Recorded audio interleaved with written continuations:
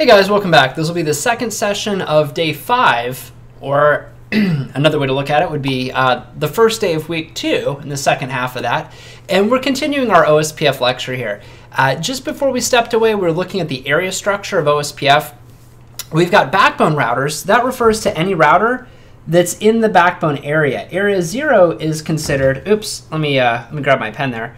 Area 0 is also known as the backbone area, and a router that lives in the backbone area is called a backbone router. Now, if you live in area 0, but you have another interface that lives in area 1 or 2, you're classified as an ABR. An autonomous system boundary router might connect to pull in some RIP or EIGRP routes. And then within area 1 and 2, when you've got other routers that are just kind of hanging out within the area that aren't an ABR, they're not an ASBR, they're not doing anything special, these are just called internal routers.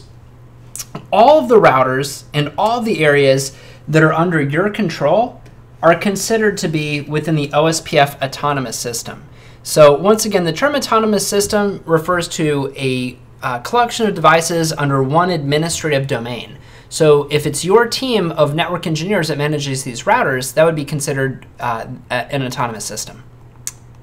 All right, so within OSPF, there's different types of advertisements. And this is probably the most painful part to learn. So let's go through this. Looking at OSPF, the job is to advertise reachability. That's it. We want other people to know that 10.4.4.0/24 is over here. So to tell them that, we send out an advertisement called a Type 1 LSA. A Type 1 link state advertisement. And a router generates this. It's just telling the world, hey, this router exists. Or this network exists. When the Type 1 advertisement comes in, if the router that's sending it is not the designated router, and you send it to the designated router, the way that the designated router works, it might be a little bit cleaner if we put it like this. Let's say that we've got a firewall here, and this is just an ASA, say 5525. And behind the ASA, here's this big VLAN. And the switch itself, here's my layer 3 switch, like a 3560. He's running OSPF. I've got a router over here that's also running OSPF. I could have a Windows server over here running OSPF because he's providing VPN services. I could have a Linux box over here, Linux, also running OSPF because he's dual homed. And I just want him to know about all these routes. And then maybe I've got another, maybe 6500, and then maybe here's a connection to Nexus 7000. And all these different devices can do OSPF, and they all happen to be part of VLAN 100. So just a little bit of a fictitious scenario, but we've got lots of different devices, Cat 6500, Nexus 7Ks, 3560s. You can have wireless LAN controllers that also speak OSPF. So we've got all these devices doing OSPF. So one of the most incorrect statements and misunderstood statements about a designated router is they'll tell you in lots and lots of books that the device with the highest priority becomes the DR. Now, for testing purposes, that's true. Higher priority means you're going to win the election. But here's the thing. Is there even going to be an election? The way that it works is when a router starts up and he starts sending out these OSPF hellos, he's like, hey, who's the DR? Who's the DR? OK, well, I'll be the DR then. And then the second router that comes online goes, hello, who's the DR? And the first router goes, I am. There was never even an election process. The first router to boot becomes a designated router. The second router to boot looks for the designated router, finds out there is one, there's no contest, and then he goes, who's the BDR, the backup designated router? And if there isn't one, the second router goes, I'll become the BDR. So now you have a designated router and a backup designated router. These two routers are significant, especially in an environment like this. We've got a common broadcast domain, VLAN 100. When you send out your hellos to 224.0.0.5, everyone hears them. But here's the thing, you don't want to be neighbors with everybody. There's that database description, the link state update, the link state acknowledgements. You're constantly watching them. You're like, hey, is everything okay over at your house? Kind of like you, in your neighborhood? Do you have the capability to watch over everybody's dogs, cats, kids, know the details of their, the family's dynamic and relationship, know what's going on in their lives, and have meaningful conversations with every single person on your street? Probably not. But if you look at this, think of VLAN 100 here as the street. Think of all these devices as people that live on the street, and think about the DR and the BDR as kind of like the gossip queens of the neighborhood. If you have anything that you want other people to know, little Jimmy just got on the baseball team, you tell the gossip queen of the neighborhood tells everybody. That's how it works. And what happens here is this is how type 1 and type 2 LSAs come into play. So let's, for instance, say that our 6500 switch was the first device to go live on the network. Because he was the first one to boot, he becomes the designated router. Let's say the second device to come online was the 3560. He becomes the backup designated router. So we have a DR and a BDR. As the other devices join the domain, they create relationships with the DR and the BDR. So I'm going to draw lines from each of these hosts to the DR and BDR. Because everybody becomes fully adjacent with the DR and BDR, but not fully adjacent with one another. Does that make sense? Let me see, I shouldn't have had this line right here. So in other words, you have long, lengthy conversations with the DR and the BDR about the network, and they tell you everything else that's happening. If I did a show IP OSPF neighbor, I'd see that I'm, let's say that I'm the ASA. I would be fully adjacent with the 6500. I'd be fully adjacent with the 3560. We're sending back and forth database descriptions, link state updates. We're watching hello and dead intervals. Everyone else is in the state of DR other, meaning when this Nexus 7000 sends a hello to 224.0.0.5, I'm listening, and I see it, and I acknowledge him, and I just kind of look over and wave. It's kind of like when you drive through the neighborhood. You see other neighbors, they're out there grabbing their mail or bringing the trash in, and you wave at them and you smile, but you don't pull over and have a 15-minute conversation. You never get anything done. So we become fully adjacent with the DR and the BDR, and they propagate information between everybody within the environment. So what happens, let's say that my Linux host has a new NIC, and this new NIC has a new subnet. And I'm running OSPF, and I want the rest of the network to know that I have reachability to this new network. So what we do is we send an advertisement to the DR. You guys with me? And this is called a type 1 LSA. It's a direct advertisement of a link that exists. Give me a thumbs up if that makes sense. Anytime we've got something to advertise, same thing with this ASA. If he's got some new network he wants to bring in, he's going to send that over to the DR and the BDR as a type 1. Now, the DR's job is to tell everybody else about this new subnet off of the Linux host. So let me change colors here. He's going to send what's called, you guessed it, a type 2. So he tells all the other devices, hey, in case you don't know about it, that Linux box over there has a new subnet. And that's a type 2 that goes out. So in other words, we send a type 1 advertisement to the DR because we have a full relationship with him. We don't have a full, detailed relationship with everybody else. We just drive down the street and we smile and wave. But when they check in with the DR, they're going to learn via a type 2 that that network exists. So this is like a ricochet. You send it to the DR, and the DR tells everybody else. So far, so good? This helps with the scalability. I could have hundreds of routers in one big broadcast domain, and it doesn't change the fact that I've only got a neighbor relationship with 2 other routers. Cool. That's a type 1 and type 2. You could run OSPF inside of a big company and never have more than type 1 and type 2 LSAs. It's possible. You don't have type 3s until you introduce an area border router. So what happens here is we've got our different routers, and I go, okay, I'm going to group all these guys together because they all have addressing that starts with 10.1. I'm going to put 10.1.x.y. Everybody in here starts with something that's 10.1. This router, however, is going to connect me to another group of routers. This is where areas come in. I could have area 1 and area 0. And in the case of an ABR, he's the one that can create a summary LSA. So when you hear type 1 and type 2, these are intra-area LSAs.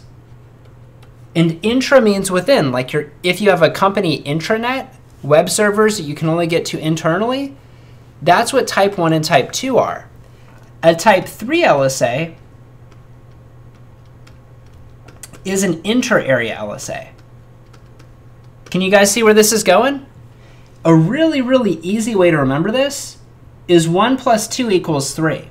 So inside of an area, there's type 1 and type 2 LSAs. 1 plus 2 equals 3. In other words, these network advertisements, when learned by the ABR, will be passed into another area. And when you pass them into the next area, they're called type 3 LSAs. This is OSPF routing information, but it's routing information from a separate area. You guys okay with that?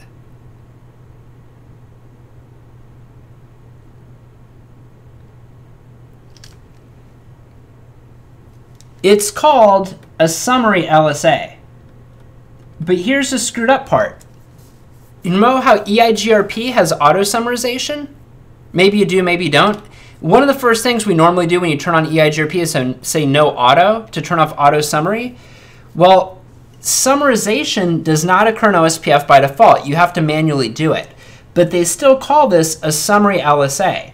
This is where summaries should occur, but don't by default. You have to do the summarization. So even if there's no summary and you've got /30, really, really tiny point-to-point serial links over here, they're going to get broadcast or multicast across into the next area. I shouldn't have said broadcast, I meant to say multicast. It's going to be carried through into the next area unless you do summarization. So that /30 makes it over here, and they still call it a summary LSA. So that can be kind of confusing. Does everybody feel all right with that? They call it a summary even though there wasn't any summaries. There wasn't any summarization, they just call it that anyhow. Ultimately, you would summarize and it's still a type 3. Now, if you, at this point, if you do OSPF and you only do OSPF, there's no ASBRs, there's no EIGRP or anything, you're done. There's no other LSA types. So if you run a single area of OSPF, you've only got type 1 and 2. If you have multiple OSPF areas, now you have type 3, not a big deal, just realize they're created by the ABR. He takes the type 1s and 2s from one area and advertises them as a type 3 in the other area. If you've got RIP or EIGRP involved, that's where you start getting type 4s and 5s. So let's say up here, we bought some Nexus switches. We didn't pay for any additional licensing so that they can run routing protocols. And now we're stuck with some hardware that can only do RIP until I get a PO signed. It's unfortunate, but we got to deal with it.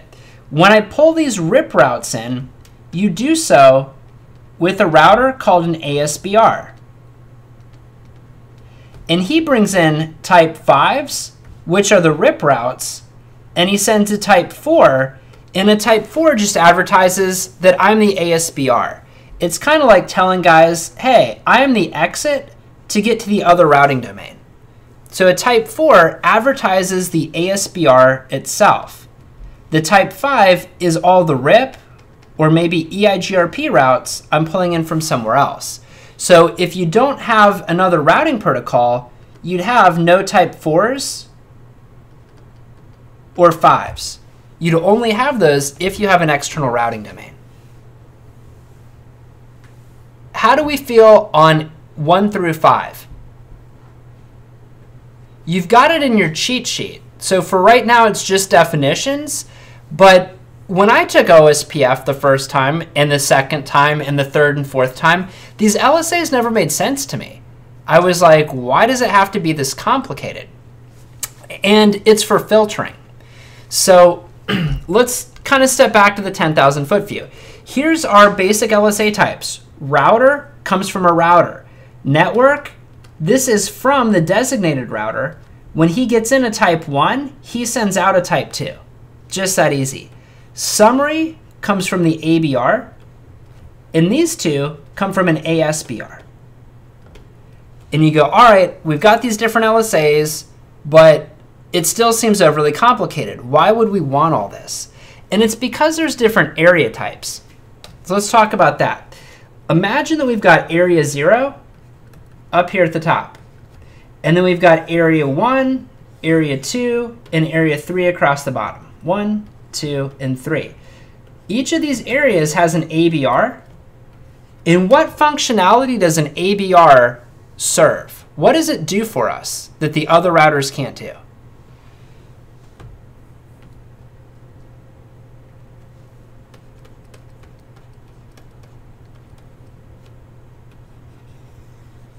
Summaries, perfect, Gavin. So when you have an ASBR, and like Eric said, do we want a lot of type 5s? You don't. So here's the thing. Let's say that we work for the same company, all 10 of us, 9 of us now, work for the same company for many years. Now, recently, our company bought another company, and these guys run EIGRP. It's kind of a funny time because we've got 2 CIOs, we've got 6 high-level managers, and we used to have 4 network engineers. Or let's see, there's 9 of us in the room. We used to have 9 network engineers, and now there's 25 network engineers. And we go, man, what a mess. Since they did this merger, they've got way more people than they need. And I think they're going to start downsizing. Well, on the team call, these guys are telling us we need to convert our network to EIGRP and start doing things their way. And I go, whoa, whoa, whoa, I kind of like my job, and I like OSPF. I think they should do things with OSPF. And they don't want to change anything on their end. Our managers don't get along. It's just kind of a miserable, hostile environment. So I go, right now, we're going to agree to disagree and throw up this ASBR. We're not going to throw out OSPF. You're not going to throw out EIGRP. We'll just redistribute. So we start pulling in EIGRP routes, and they're not doing any summaries. So we've got, let's say, 175 network entries. Prior to the acquisition, everybody in Area 3 and everybody in Area 2 was really happy. Ever since the acquisition, these guys are not happy. Those smiles have turned into frowns. Can I erase that? There we go. Our smiles have turned into frowns because the voice over IP quality is terrible. They've got dropped frames. There's network outages. Everyone's upset, and they go, what is going on with the network these days? Well, we've been watching our logs inside of your logging engine of choice. You could use Cisco Prime. You could use something like SolarWinds. You could use Splunk. But when we review our logs, we're seeing notifications about high CPU utilization.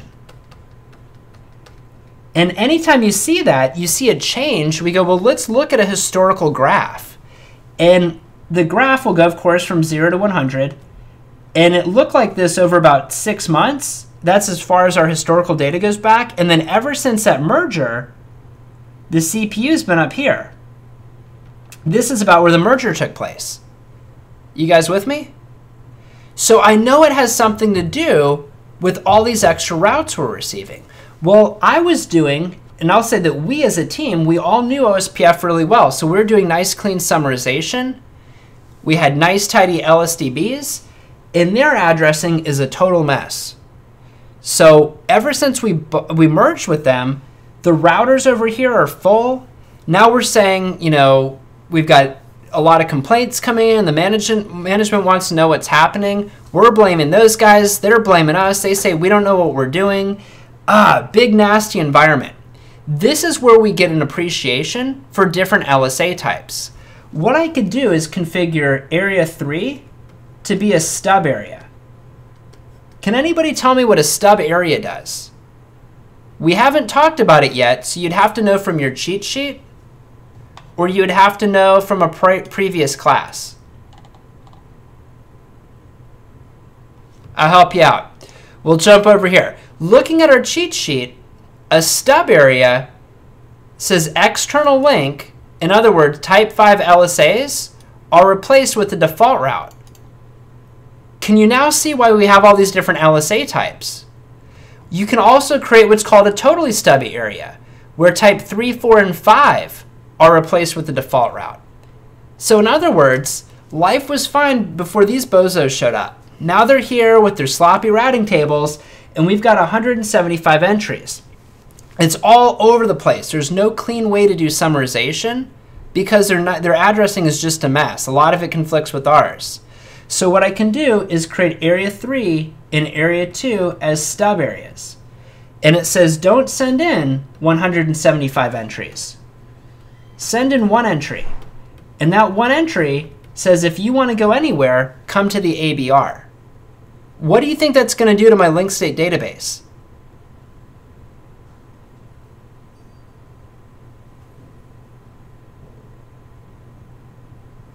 Is everybody sleeping? Perfect, Eric. My LSDB just got smaller, which means anytime I have to perform calculations, they're quick and easy, which means I got my CPU back.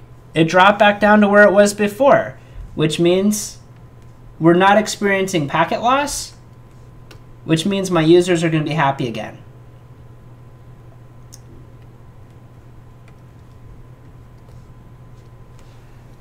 Any questions? So a stub says no type 5s. Just inject a default route. A totally stubby, I'll just put TS, says no type 3s, 4s, or 5s.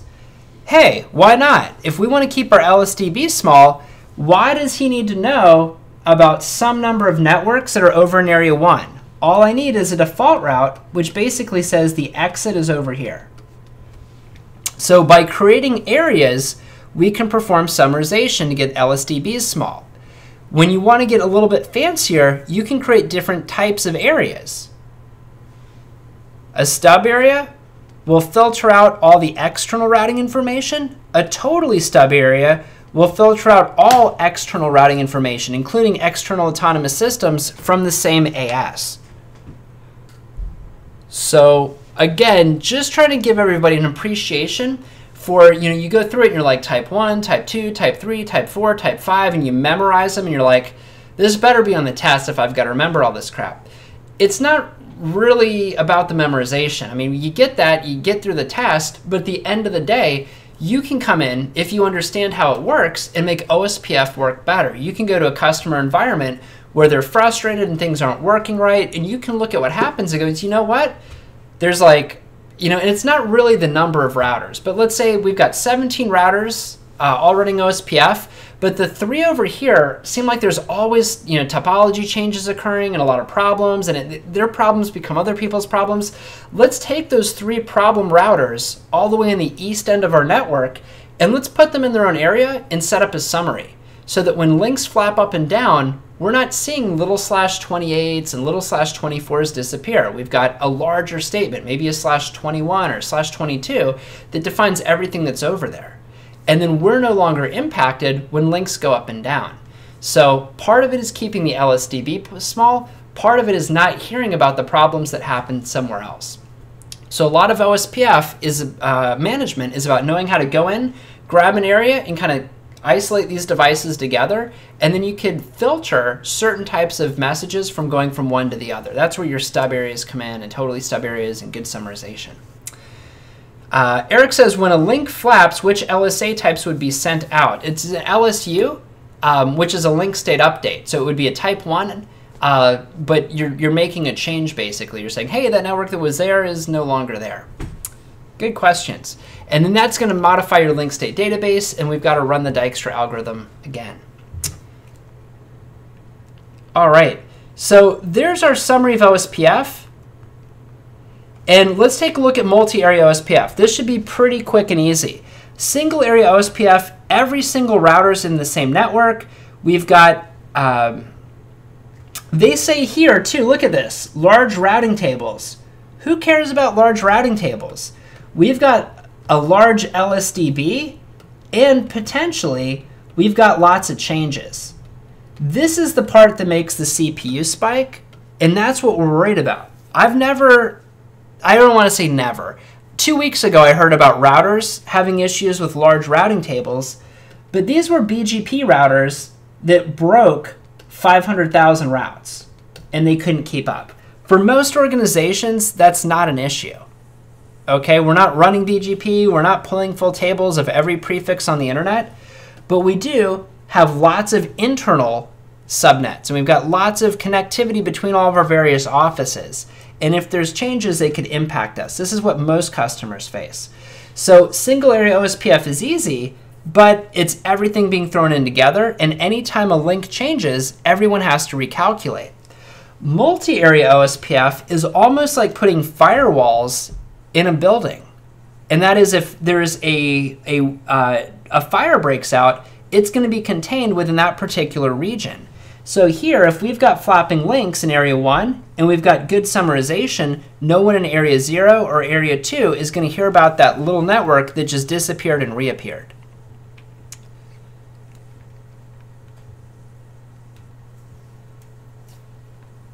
So let's see. As far as planning OSPF, most environments I've seen just kind of roll it out everywhere, and they slowly grow, and more devices are in area 0.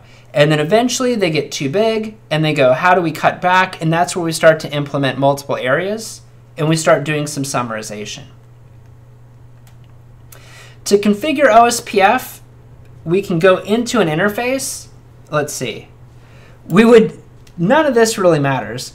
We would go router OSPF, that's your process ID, and we use network statements. This says, again, where to run OSPF, and we're saying anything on the 10.64.0 network. Notice the /24 wildcard mask, and with OSPF, you've got to put an area at the end of your network statement. What they're doing here is setting the cost manually, which you can do, but you probably shouldn't. You should probably modify your reference bandwidth and let OSPF use that reference bandwidth to calculate an accurate cost of each link. Again, here's just an example of setting up OSPF. What I normally do is I would take the IP address of the interface and use what's called a /32 wildcard mask. Alternatively, if you're really sloppy or trying to be really fast, you could say 000 with 255, 255, 255. Can anybody tell me what that would do? If I do this statement?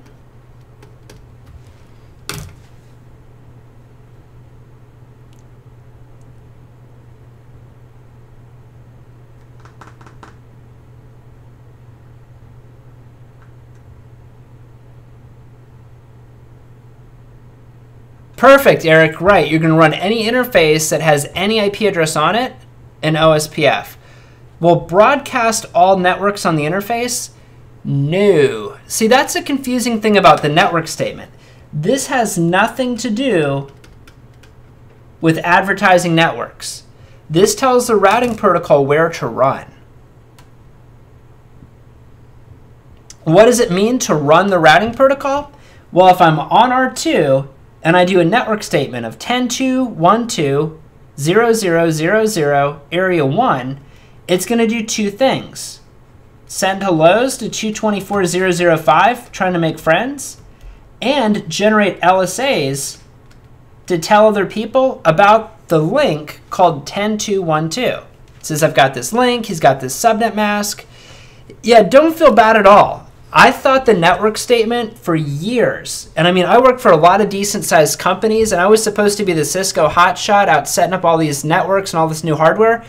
I didn't even really understand a network statement. It always worked, but I didn't really understand what it did, just because it was never very clear. So this is where to run, but it is not what gets advertised. Which I don't know, that was tough for me to kind of get a hold of. Again, show IP OSPF neighbor is the first place we stop to look for adjacencies. You can do a show IP OSPF interface. I used this earlier to make sure that it was running on the interface that I intended. Different interfaces can have different network types. This can matter.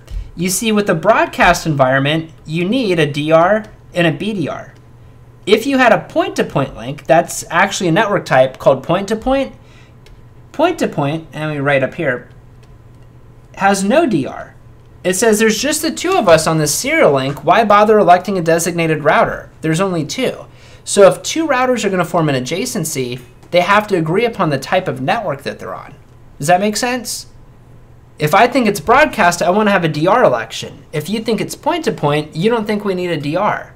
So those have to match between two routers if it's going to be adjacent, if they're going to form an adjacency. Show IP protocols is fantastic. This is a command that I've known for years, but I didn't use it religiously. Now I do, because sometimes people will start multiple processes on accident. They'll have OSPF2 with maybe a network statement under it. So show IP protocols shows you all the routing protocols that you're running. If you've got multiple OSPF, you'll see them. If you've got EIGRP, you'll see that too. A show IP route OSPF is going to show us the routing table in just the OSPF routes, not any different than what we saw earlier with EIGRP. That's a summary for OSPF. As far as troubleshooting it, when you start to send out hellos, you're in the down state, then the init state, and then a two-way state. Two-way means that you've exchanged hellos, but you're not actually neighbors yet. This is kind of smiling and waving. If you decide you're going to become neighbors, you go through what's called the X start, and then in exchange, here we are sending our link state database summary, which is a database description. And then there's database request messages that are sent. This is where we do our updates. Our updates are acknowledged. And then once our LSDB is the same on both routers, you're said to be fully adjacent. Everything is converged. We're happy. We've got the same data. Steps for troubleshooting show IP OSPF neighbors. We should see neighbors. If we don't have neighbors, check our network statements. Also, check for passive interface. Passive interface could throw you off because you're not going to send hellos out there, so you won't get neighbors. Show IP route shows us that we've got routes in our routing table. Show IP protocols to validate which routing protocols we're running. So in this case, we're starting off with the show IP interface brief just to validate the IPs on the router. Not a bad place to start. Then we try to ping the other side. We validate that we have connectivity. Now we do show IP OSPF interface, and we see that it's in fact running on 192.168.1.1. That looks good. Go to the other device, and we see it's running on 1.2. Show IP OSPF interface, says OSPF is running here, and that's good. When you do show IP protocols, this shows us the network statements that we've defined. And beneath, if you've got passive interfaces, it'll show us whether or not they're configured. You don't see it here in the output, but it's extremely helpful for troubleshooting. There's show IP protocols on the other side. And all they did here was they said, if you continued through your show IP protocols output, you see that serial 0 is in the passive interface, which means he is not sending hellos. Does that make sense to everybody? That's the goal. We turn that on a network that we don't want to form neighbor relationships with. Why did we do the network statement? So that we can advertise that network to other people so they know how to get there. But we don't want to try to find neighbors out there.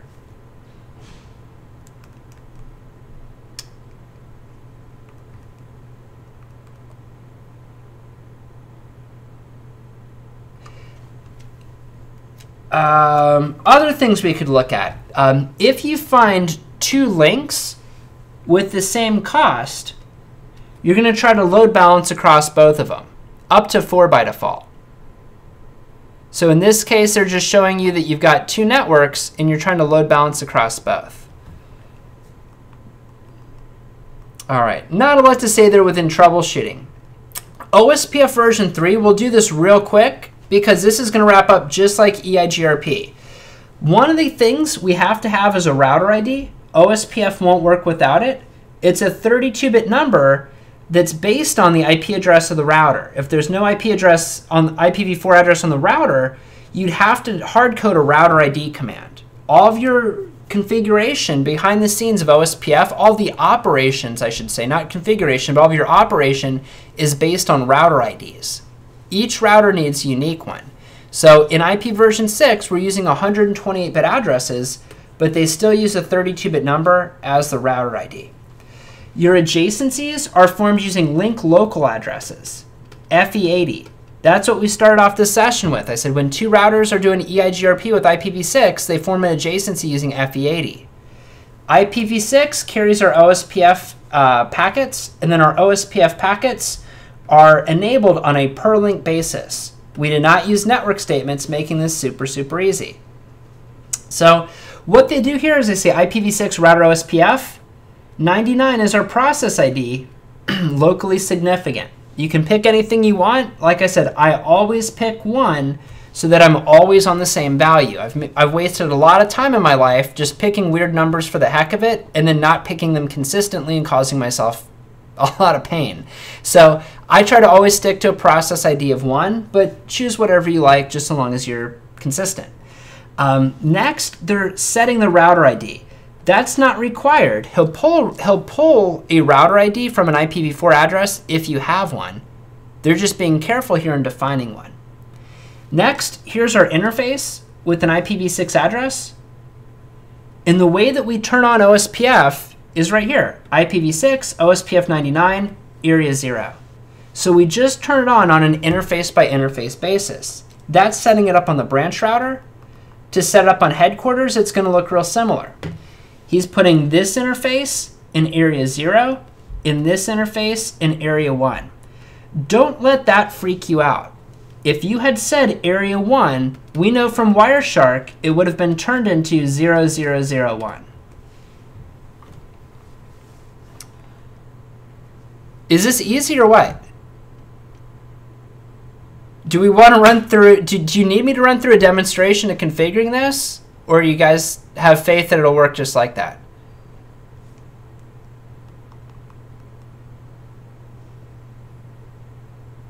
Hope everybody has faith. There was a silence there. Gavin says he's good. Okay, show IPv6 OSPF interface. That's like a show IP interface, or a show IP OSPF interface. It's going to show us which physical NICs we're running the OSPF process on. Here we can see the process ID. We can see it's in area 0. We see the router ID as well. Show IPv6 OSPF shows us details about the process. Show IPv6 OSPF neighbor is just like a show IP OSPF neighbor. The funny thing is the neighbor ID is an IP version 4. Cracks me up every time. So we're doing IPv6, and the neighbor ID is just a unique identifier. It doesn't really matter that it's 1111 or 22222. It's not an IP address technically. It just looks like one. When you do show IPv6 route, you see all your routes. If you include the word OSPF, you're only going to see OSPF routes. O is for OSPF intra-area. OI is inter-area. So this must have come from a type 3 LSA, right? That's an advertisement from some other area. We're at the branch learning about the NIC that's on headquarters on the far side. Our topology looked like this. We had branch, headquarters, and then he made this area 1 and this area 0. So when this link was advertised across, because it lives in area 1, it came in as a type 3. Because type 3 is inter-area, not intra, it gets the letters OI.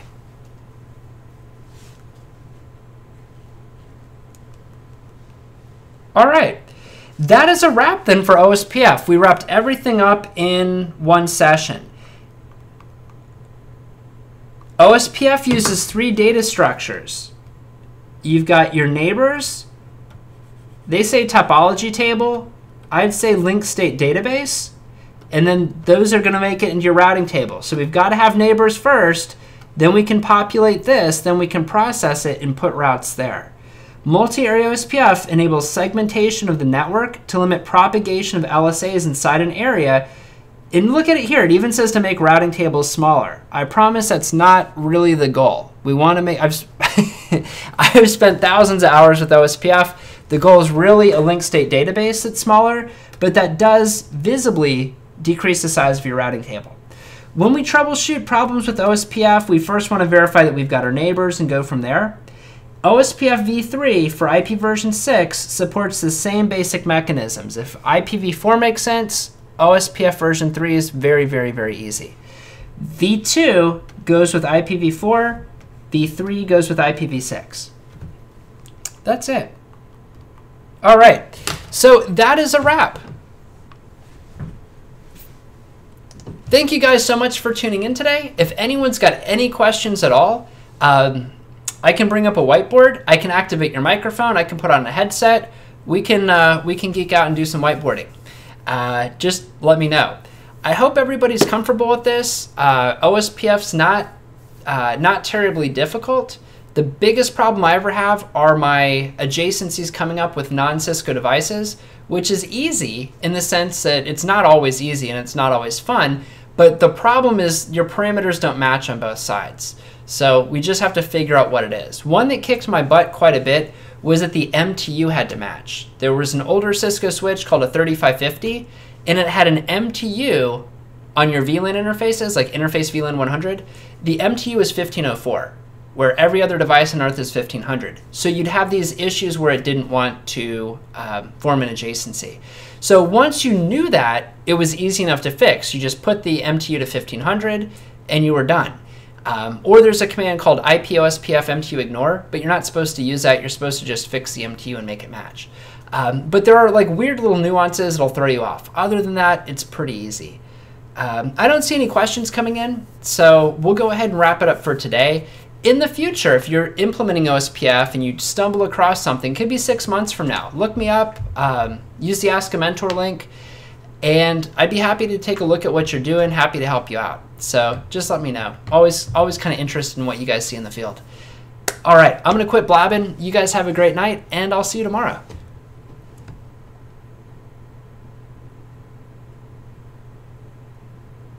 Okay, Eric says he's got some few questions. I'll stick around for a bit for Eric, but I'm going to go ahead and stop the recording.